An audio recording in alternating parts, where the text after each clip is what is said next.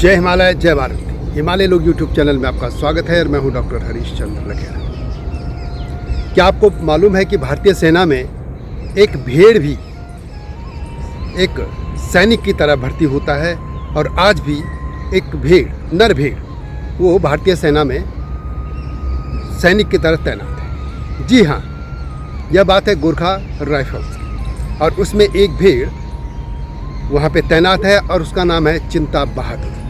लेकिन इसके पीछे भी एक लंबी कहानी है। बात है 1944 की। तब गोरखा राइफल्स की एक यूनिट बर्मा, जो कि आज का म्यांमार है, उस बॉर्डर पर लड़ रही थी। उस युद्ध में एक सैनिक थे, वे, उनका नाम था चिंता बहादुर और वे अपनी यूनिट से कहीं खो गए थे और लगातार उनकी खोज होती रही, लेकिन वे नहीं लौटे और वे कभी नहीं लौटे। लेकिन 2 दिन बाद एक नर भेड़ उधर से कहीं गुजरते हुए जो सैनिक ढूंढ रहे थे उनके पास आ गए। वे उसी भेड़ को वापस ले आए और वो भेड़ जो थी उन्होंने कहा कि यही चिंता बहादुर है। उन्होंने मान लिया कि ये जो चिंता बहादुर सैनिक थे, उन्होंने भेड़ का अवतार ले लिया और तब से वो जो भेड़ थी उसी को चिंता बहादुर के नाम पर भारतीय सेना में गोरखा जो राइफल है उसका हिस्सा बना दिया गया। जो गोरखा रेजिमेंट है, आपको मालूम ही है कि फिर आज़ादी के बाद उसका डिवीज़न हो गया था। कुछ यूनिट जो है अंग्रेज अपने साथ ले गए थे और कुछ भारतीय सेना में ही उसका हिस्सा रह गई। तो आज भी जो है, जो गोरखा रेजिमेंट और उसकी जो गोरखा राइफल्स है, उसी का एक हिस्सा है ये चिंता बहादुर। चिंता बहादुर को हमेशा, चिंता बहादुर एक सैनिक की तरह रहता है। उसके जो सींग है उस पर कलर किया जाता है हरा और काला रंग और उससे पहचान लिया जाता है कि ये जो भेड़ है ये सैनिक है।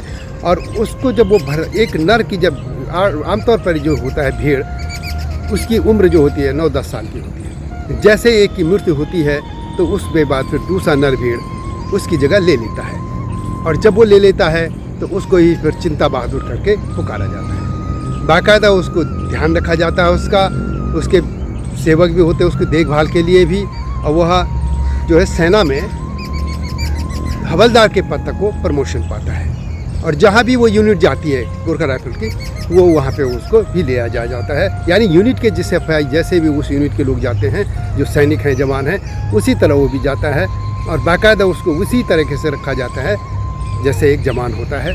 और बाद में चिंता जो बहादुर है, एक के बाद यदि उसकी मृत्यु हो जाती है तो फिर दूसरा नर उसको शामिल कर लिया जाता है उस यूनिट में। और इस तरीके से भारतीय सेना में ये जो गोरखा रेजिमेंट है उसका एक हिस्सा बन जाता है गोरखा राइफल का। आपको मालूम होगा कि भारतीय जो सेना है उसमें गोरखा रेजिमेंट में भारतीय गोरखाओं के अलावा नेपाल से भी लोग शामिल होते हैं। और ये जो गोरखा थे, वास्तव में ये जो गोरखा नरेश थे, उन्होंने जो पहली बटालियन जो बनाई थी, उनका ही जो गोरखनाथ जी के नाम पे जो गुरु हैं उनके नाम पे उन्होंने जो नेपाल का एकीकरण किया था, उसके लिए अपनी जो सेना बनाई थी, सबसे पहले उसका नाम गोरखा ही उन्होंने रखा था, गोरखा सैनिक।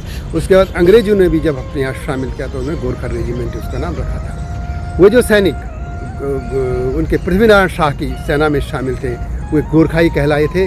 और गोरखा में शुरू में खस, क्षेत्री, ठकुरी, मगर और गुरुंग, ये 4 जो बहादुर जो रेस हैं नेपाल के, वो शामिल की गई थी।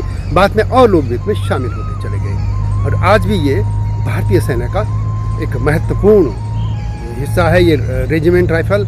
और बहादुरी के लिए इसको लिए कहा गया था, मानेक शाह ने कहा था, जनरल मानेक शाह, यदि कोई कहता है कि उसे मृत्यु से डर नहीं लगती तो वो या तो झूठ बोल रहा है या वो गोरखा है। तो उसी गोरखा रेजिमेंट का जो ये गोरखा राइफल, उसी का जो हिस्सा है चिंता बहादुर ये भेड़।